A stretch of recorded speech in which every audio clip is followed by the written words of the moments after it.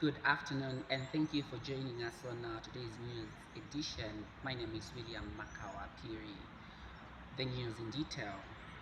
The Independent Broadcasting Authority (IBA) and the Zambia Institute of Marketing (ZIM) have reminded broadcasting stations across the country to ensure that all advertisements aired on their platforms comply with established advertising standards and ethical requirements. The two institutions say advertising plays an important role in informing and influencing consumers, and therefore broadcasters have a duty to ensure that all advertisements are truthful, decent, responsible, and do not mislead the public. IBA and ZIM have also urged broadcasters to ensure that all advertisements comply with the Code of Advertising Practice and other broadcasting content standards that states that advertisements must be truthful, supported, and evidence and free from misleading or deceptive claims. The two institutions noted that advertisements should not promote discrimination, prejudice, or harmful stereotypes.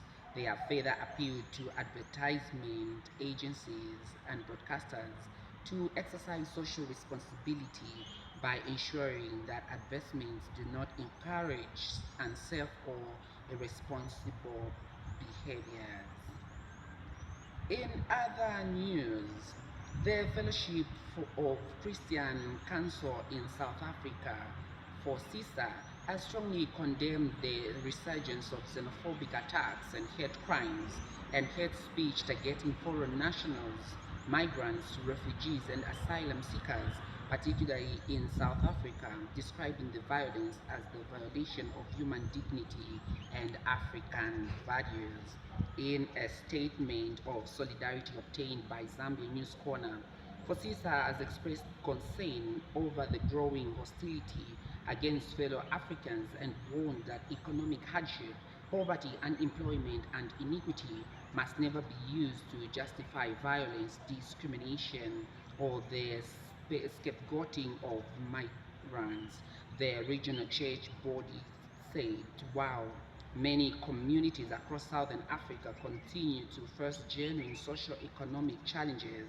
Lasting peace cannot be achieved by blaming vulnerable migrants instead of addressing the structural injustice that continue to fuel poverty, exclusion, and inequality." FOSISA has since reminded Africans that the struggle against colonialism, apartheid, and oppression was sustained through cross-border solidarity, notifying that many African countries welcomed South African exile, freedom fighters, and refugees during their liberation struggles. The organization said turning against fellow Africans today would amount to betraying the shared history of sacrifice, hospitality, and mutual support that helped secure the freedom and democracy many countries now enjoy.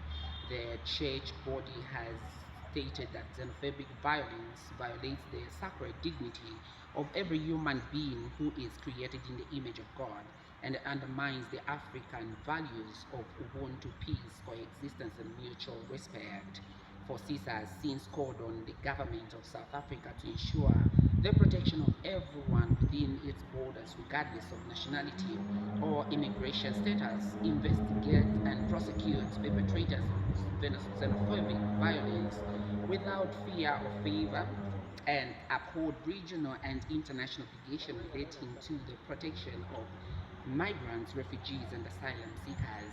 For this and more stories, may visit our website or our Facebook page, The Newsmaker. This has been William Makapuri. Good afternoon.